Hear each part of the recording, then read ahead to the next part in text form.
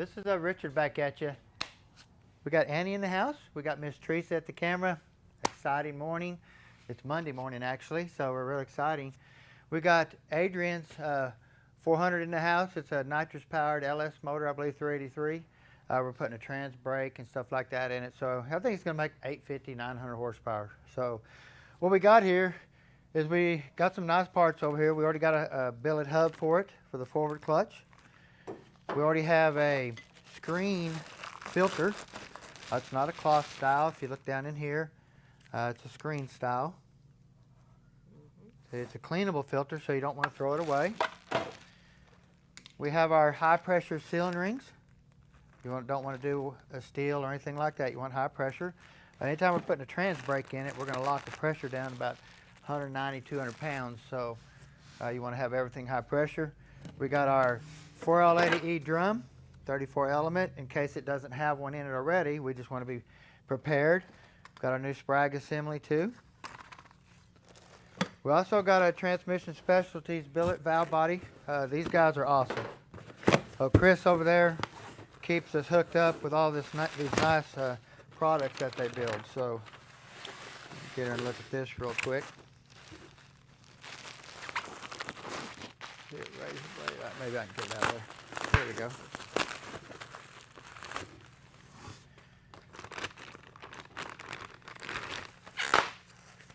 Very nice billet valve body here.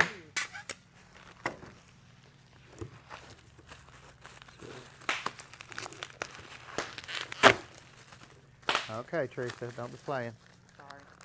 Okay, got our boost valve spring here. Got our direct drum springs that go into the direct drum. And then we have our internal brake solenoid and valve. So these are really quick releases. They work really nice. So if you guys ever need anything, hit Chris over there up at Transmission Specialties. They really work nice. So that's just the parts that we like to use. We want to put quality stuff in this thing. So now what we're going to do, we're going to get rid of the vacuum modulator. They have a plug that's in the kit. We'll leave the valve in there, but they have a plug that comes in here, and you put it in there and you put the retainer back on there. So that's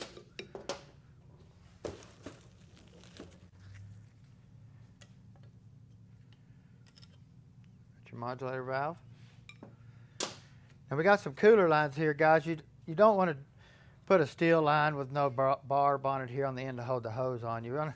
Let's do this right. Let's put some high pressure lines on it and stuff, or metal lines all the way. Now we're going to be getting rid of our governor completely. It's a nice looking governor though. We'll put it in stock where we have one laying around. All this 400 stuff's getting hard to come by, so.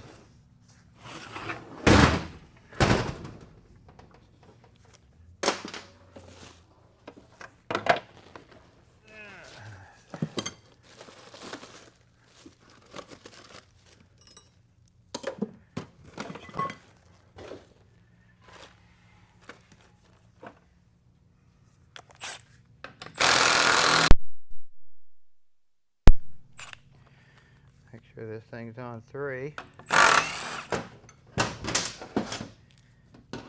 And we do have like a neoprene mount. It's a lot stronger mount.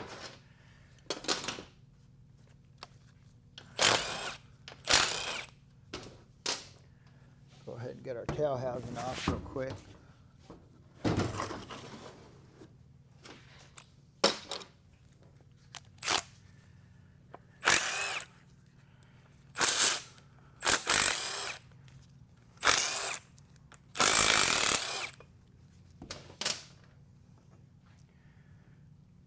Bushing there, our seal.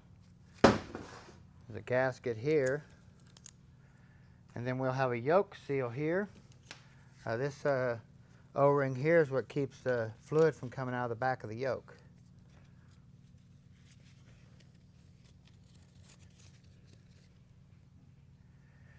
Now this has electronic speedometer. It doesn't have a gear. It has a reluctor wheel. See the electronic part of it there?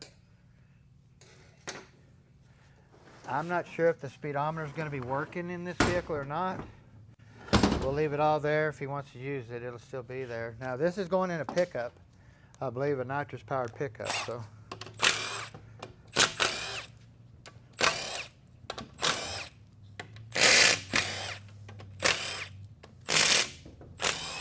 mainly want to get it apart, see if we got a good drum or we got a bad drum. That's hard.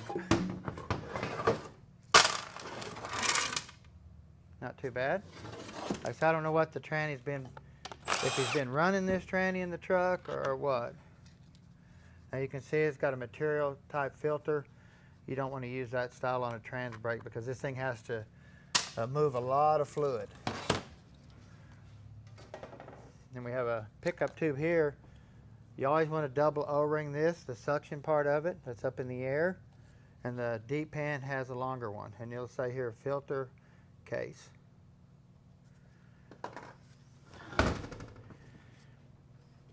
Now since we're going to an internal brake, the wiring that's going to be hooked to the solenoid is going to come over here and hook to your passenger wire. This used to be your passenger wire. You had a switch on the gas pedal or on the throttle body up top or the carburetor that sent 12 volts down here and turned this solenoid on and kicked it down from third to second or second to first. Well, since we're doing away with this, our new trans brake wire will hook to this and then come out here, and then you hook your button from your steering wheel down to here. So we have our detent spring here.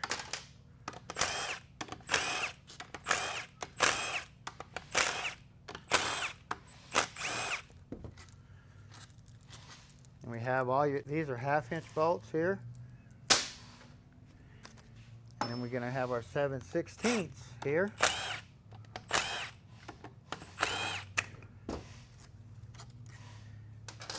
Now these are your governor tubes. If you build it back original, you will be using the governor tubes, putting that stuff back in. The trans brake stuff will all be gone. This stuff will be eliminated.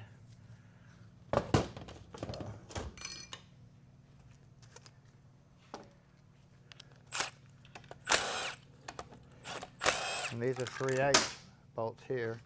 Some of them have a little metal gasket under here. Some of them won't.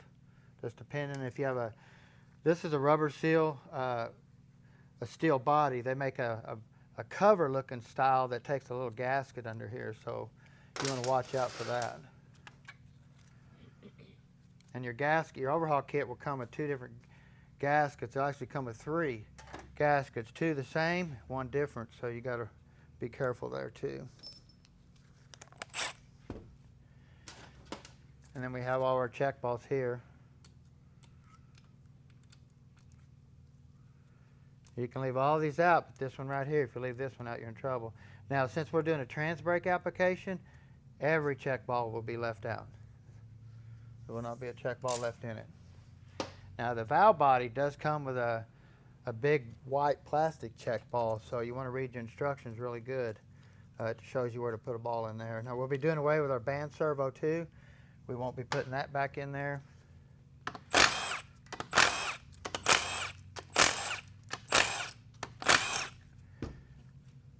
Your reverse servo cover here. And then we have our reverse band servo ply here. Now this is your third accumulator. We'll be leaving this cylinder ring off and this cylinder ring here off. The trans brake could come with its own spring. If it doesn't, you put the original spring back in. But you will be leaving these 2 seals off here.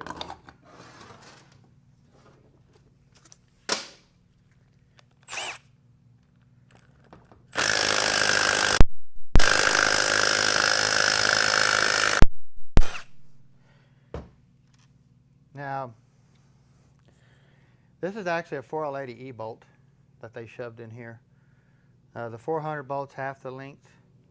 I don't ever shove a 4L80E bolt in. I've never tried it, so I guess it can be done, but we're going to be putting a 400 bolt back in it. So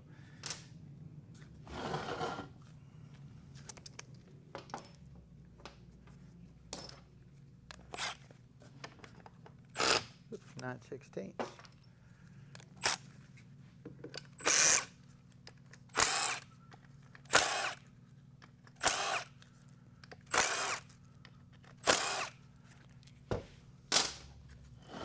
Now you notice this nail right here, they already have it bent up. Most of the times it's straight. If you turn the case over, it falls right out into the parts washer or whatever. So we always just take and bend it up just a little bit like that right off the bat. That way it can't come out and you don't lose it.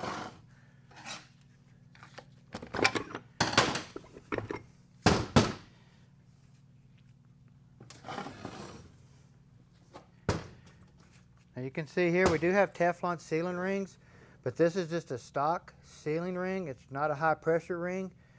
So you want to change these over to a high pressure that we have in our kit.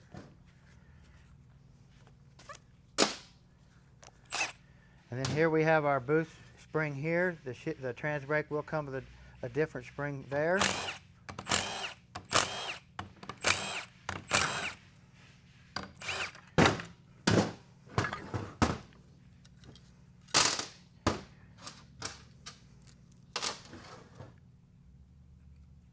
Look here for any wear. Looks really nice. Bushings. Place all that stuff. Look at your pump gear. Now you can see this converter here, guys. Look how much spacing he should have spaced that converter back in. Just barely catching the gear. I mean, that thing ought to be running in here.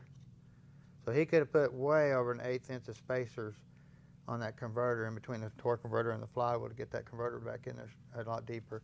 Especially when we put the trans brake in here and up the pressure really high, then that converter is definitely going to have to be deep in here. If not, it'll just chew this end off right here. So if you look here, you can kind of see, since it wasn't in there all the way, you can see how the gear was even running crooked. You see it's shiny here, not over here. You can tell it's just been running crooked. It ain't centered on the converter good to run straight. You can see that.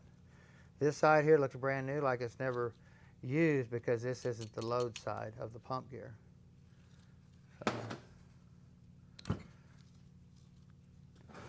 same way here, you want to look at the bluing, you can see the bluing starting to disappear. If you notice here, GM did put a space right here to put some more lubrication on the back of this gear right here because they have a problem with it. Some of the earlier pumps won't have that there, so that was a good upgrade.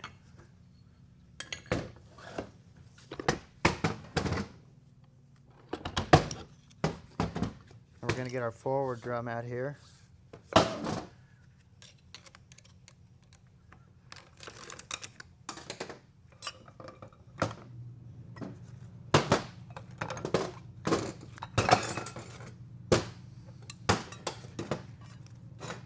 And we just have a stock clutch. Still have our wave in here. We're going to be getting rid of that. Putting just a solid plate back in it and setting our clearance up. See if this is this is just a cast iron style hub. Where you get this one here.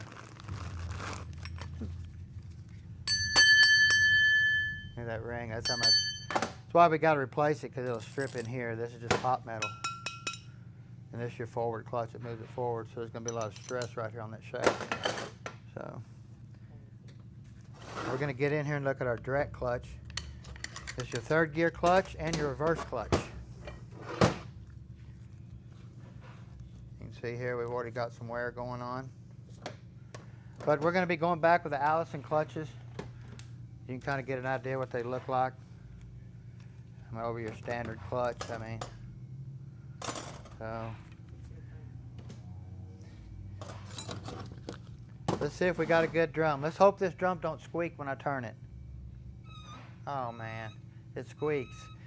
Anytime they squeak like that, it's just a stock drum with your standard roller clutch Sprag assembly. So and they just won't work in a trans brake. You can see that here.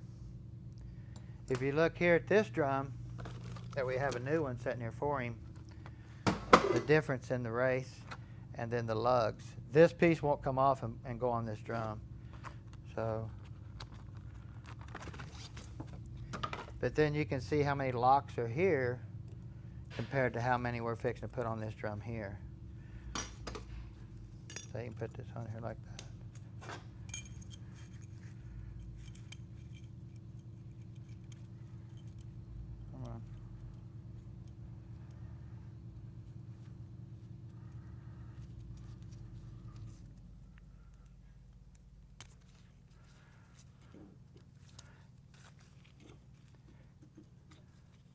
You want to make sure you get it turned. This will go 2 different directions. This thing spins to the right. But now look how many lugs you have locking in there. Okay. Put this back on here. You can put your snap ring on here, and then we'll take and TIG weld the tips of these right here. That way this can't ever open up and let go. Instead of buying a double wrap, you can buy them, but it's just so easy for us just to TIG it and it'll never come loose again. So real simple deal.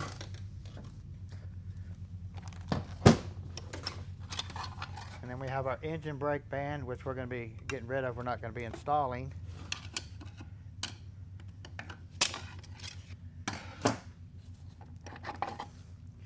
And then we have our intermediate clutch, which is a 3-clutch system. We'll be going back with a 4L80E 4-clutch, as you can see here. Got 4 clutches, comes with thin steels. That should be able to use this top hat, we'll have to see, but we just have to check our clearances and stuff like that. So.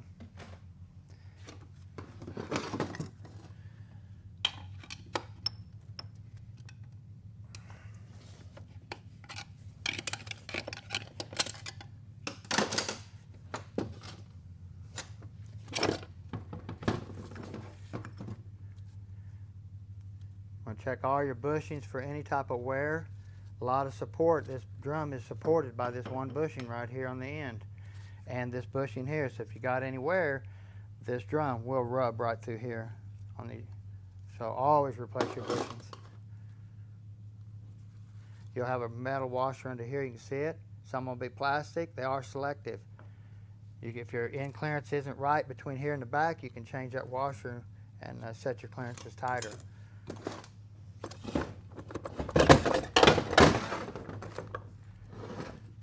Then we have our thin washer that goes behind our support in the case. We have our reverse band. Pretty dark. Get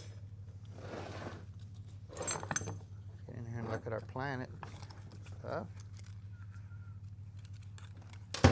We do have a bearing right here too. You always want to make sure you grab it. It always sits in there like that and you can lose it. Sits on there like that.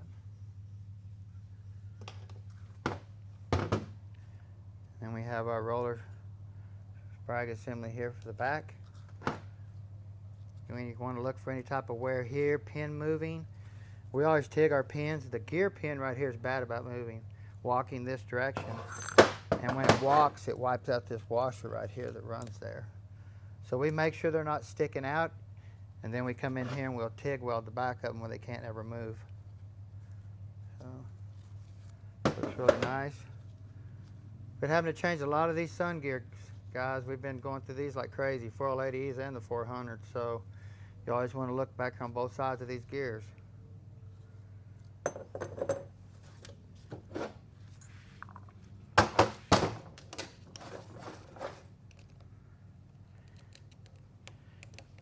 Now you can see back here in the back of the case, this is your washer for the back, and then actually here's the thrust washer. Now we're going to be putting a roller bearing back here and getting rid of both of these right here. So.